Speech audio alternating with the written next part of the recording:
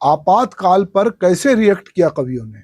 भाजपा आपातकाल के 50 साल होने पर उसे संविधान हत्या दिवस के रूप में पूरे देश में मना रही है। एक पूरी पीढ़ी है, 50 साल हो गए, जिसको ये नहीं मालूम कि इस देश में कभी आपातकाल लगा था। पर जब आपातकाल लगा था उस समय बहुत सारे अखबार बंद हुए थे, बहुत सारे लोगों को जेल में भेजा गया था, जिन्हें बाद में मीसाबंदी कहा गया। पर उसी समय बहुत सारे कवि, लेखक ऐसे भी थे जिन्होंने अपने अपने ढंग से आपातकाल की आलोचना की और खुलकर आलोचना की। उनको इसकी चिंता नहीं थी कि उनको जेल में डाल दिया जाएगा या उनकी नौकरी चली जाएगी। तो मैं ऐसे 3 महत्वपूर्ण कवियों की कविताएं आपके साथ साझा करता हूं। पहले कवि होंगे हमारे वैद्यनाथ मिश्र यानी बाबा नागार्जुन। तो बाबा नागार्जुन ने किस तरह की कविता की, भवानी प्रसाद मिश्र ने किस तरह की कविता की और दुष्यंत कुमार ने उस दौर में किस तरह की कविता की। तो चलिए बारी बारी से हम उनकी कविताओं को याद करते हैं और आपातकाल को भी याद करते हैं। बाबा नागार्जुन जन कवि थे, तो उन्होंने प्रधानमंत्री जवाहरलाल नेहरू को लेकर कविताएं लिखी। उनको इसमें कोई गुरेज नहीं था कि कोई प्रधानमंत्री है कि कोई प्रधानमंत्री की बेटी है। तो वो उनकी कविता है कि आओ रानी हम ढोएंगे पाल की, यही हुई है राय जवाहरलाल की, रफू करेंगे फटे पुराने जाल की, यही हुई है राय जवाहरलाल की।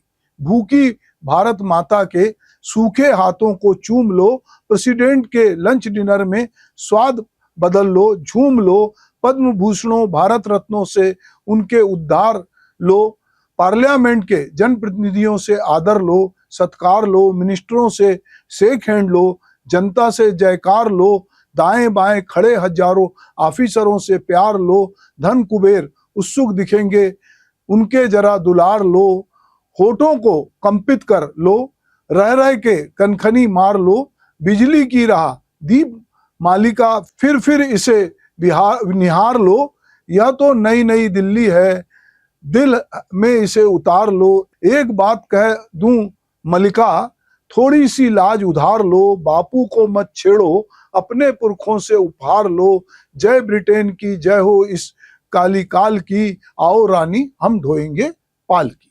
तो ये नागार्जुन जी की कविता थी। फिर उसके बाद उन्होंने क्या लिखा, इंदिरा गांधी को लोग इंदू भी कहते थे। तो इंदू जी क्या हुआ आपको, सत्ता की मस्ती में भूल गई बाप को, बेटे को तार दिया बोर दिया बाप को, इंदू जी क्या हुआ आपको, रानी महारानी आप, नवाबों की नानी आप, नफाखोरों सेठों की अपनी सभी माई बाप, काले बाजार की कीचड़ आप, काई आप, सुन रही हैं गिन रही हैं हिटलर के घोड़े की एक एक टाप को, छात्रों के खून का नशा चढ़ा आपको, इंदू जी क्या हुआ आपको। ये आपातकाल का एक दृश्य है जिसको कवि नागार्जुन ने इस तरह से लिखा और व्यक्त किया। अब चलिए हम भवानी प्रसाद मिश्र की कविता को सुनते हैं।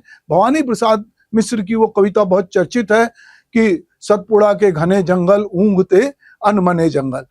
तो भवानी प्रसाद मिश्र ने यह तय किया था कि हर रोज सुबह दोपहर शाम को आपातकाल के विरुद्ध वे कविता लिखेंगे। ऐसा उन्होंने किया भी, जो बाद में त्रिकाल संध्या का हिस्सा बनी। उन्हीं में से एक कविता है, बहुत नहीं सिर्फ 4 कौवे थे काले, बहुत नहीं सिर्फ 4 कौवे थे काले। उन्होंने यह तय किया कि सारे उड़ने वाले उनके ढंग से उड़ें, रुकें, खाएं और गाएं, वे जिसको त्योहार कहें सब उसे मनाएं।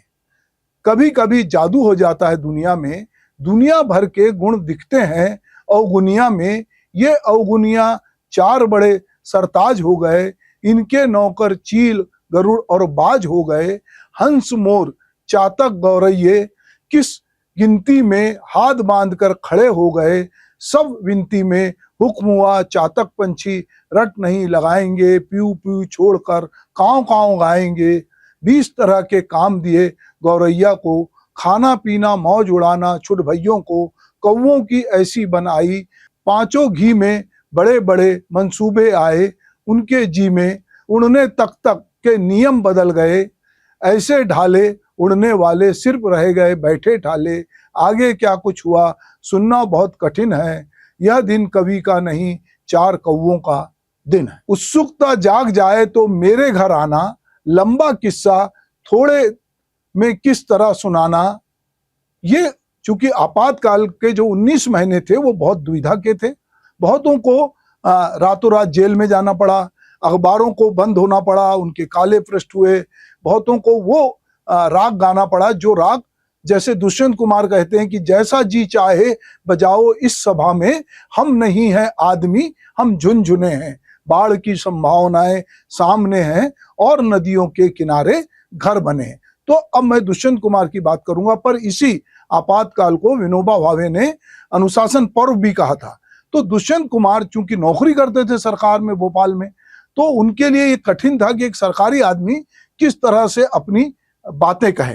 पर चूंकि दुष्यंत कुमार थी, या अच्छा कोई भी लेखक होता है, अपने समय की सच्चाइयों से वो रूबरू होता है। अगर वो चाटुकारिता करेगा तो मेरे जैसे लोग यहाँ खड़े होकर उनकी कविता नहीं पढ़ेंगे, क्योंकि आज अगर 50 साल हुए हैं आपातकाल को तो हम उसकी सराहना नहीं कर सकते।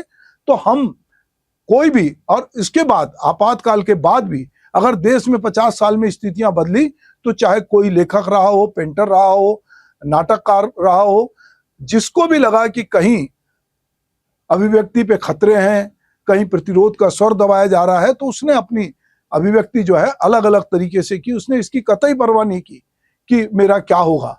बहुत लोग कबीर और सुकरात की परंपरा से आते हैं और वो इस बात से कतई नहीं डरते कि सत्ता कितनी ही पावरफुल क्यों ना हो, और किसी की सत्ता हो, राजा महाराजाओं की हो या किसी की सत्ता हो, पर वो सत्ता को हमेशा चुनौती देते हैं। दुष्यंत कुमार कहते हैं कि एक चिंगारी ढूंढ कर लाओ दोस्तों, इस दिए में तेल से भीगी हुई बाती तो है।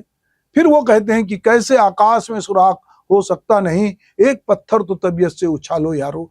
दरअसल दुष्यंत कुमार अपने समय में देख रहे थे कि बहुत लोग डरे हुए हैं, सहमे हुए, सबको समझ में नहीं आ रहा था कि अंग्रेजों से जो आज़ादी हमने हासिल की, जो अभिव्यक्ति की स्वतंत्रता हमने हासिल की, अचानक से आपातकाल में वो कैसे छिन जाएगी, कैसे वहां पर जो है ये बात होगी कि आप हम जैसा चाहेंगे। बहुत सारे अफसर आके अखबार के दफ्तर में बैठ जाते थे। तो दुष्यंत कुमार क्या कुछ कहते हैं आपातकाल में, ये भी और एक बार फिर से हम देखते हैं उनकी कविताओं। हो गई है पीर पर्वत सी पिघलनी चाहिए, इस हिमालय से कोई गंगा निकलनी चाहिए। आज यह दीवार पर्दों की तरह हिलने लगी, शर्त थी लेकिन कि ये बुनियाद हिलनी चाहिए। हर सड़क पर, हर गली में, हर नगर, हर गांव में हाथ लहराते हुए हर लाश चलनी चाहिए। हंगामा, सिर्फ हंगामा खड़ा करना मेरा मकसद नहीं, मेरी कोशिश है कि ये सूरत बदलनी चाहिए। मेरे सीने में नहीं तो तेरे सीने में सही, कहीं भी हो आग लेकिन आग जलनी चाहिए। तो ये दुष्यंत कुमार दरअसल अपने समय के लोगों को कहते हैं, जो बहुत केंचुए जैसे लोग होते हैं हर जगह, कि अपने को क्या करना है। पड़ोसी के घर में आग लगी है वो जाने, कोई किसी को सड़क पे मार रहा है वो जाने, कोई किसी से कह रहा है कि नहीं हमको इनको ठकुर सुहाती अच्छी लगती है तो जैसी चले बयार पीठ को तैसी कीजिए। ऐसे लोग बहुत सारे हैं, पर इसके विरुद्ध जो जिस समय जो माहौल होता है उसके विरुद्ध भी जो है बहुत सारे लोग बोलते हैं। तो बहुत संभल के रखी तो पाए माल हुई, सड़क पे फेंक दी तो जिंदगी निहाल हुई। बड़ा लगाव है इस मोड़ को निगाहों से कि सबसे पहले यहीं रोशनी हलाल हुई। कोई निजात की सूरत नहीं रही ना सही, मगर निजात की कोशिश तो एक मिसाल हुई। मेरे जेहन पे जमाने का वो दबाव पड़ा, जो एक स्लेट थी वो जिंदगी सवाल हुई। समुद्र और उठा और उठा और उठा, किसी के वास्ते ये चांदनी बवाल हुई। उन्हें पता भी नहीं कि उनके पाँव से वो खून बह रहा है, कि ये गर्द भी गुलाल हुई। मेरी जुबान से निकली तो सिर्फ नज्म बनी, तुम्हारे हाथ आई तो एक मसाल हुई। तो दोस्तों ये एक मसाल थी, और बहुत सारे लोगों ने इस आपातकाल के खिलाफ अलग अलग तरीके से मसाल जलाई। और ये मसाल ही थी कि 19 महीने बाद जो है वो फिर से आपातकाल हटा, चुनाव हुए। ये अलग बात है कि बाद में इंदिरा जनता पार्टी बनी और बाद में फिर इंदिरा गांधी जीती, वो एक अलग वाकया है जिसमें मैं अलग बात करूंगा। पर मुझे लगता है कि मैं अभी अपने समय के जो कवि हैं, इसमें और बहुत सारे कवि हैं जिन्होंने अलग अलग समय शमशेर बहादुर सिंह से लेके बहुत सारे कवि शायर हैं, पर उनको इस कार्यक्रम में सबको कोट करना संभव नहीं था। तो मुझे लगा कि जरा आपातकाल को इस तरह भी याद किया जाए कि किस तरह का ये आपातकाल था और लोगों ने किस किस तरह की दिक्कतें झेली। तो ये कवि शायर हैं और जो कबीर की परंपरा से आते हैं, सुकरात की परंपरा से आते हैं, गालिब की परंपरा से आते हैं, ये सारे लोग कहीं ना कहीं आगे जाकर ये बताते हैं कि अगर सत्ता कोई भी ऐसा कदम उठाएगी तो हम कहीं ना कहीं अपनी कलम से उसको दर्ज करेंगे।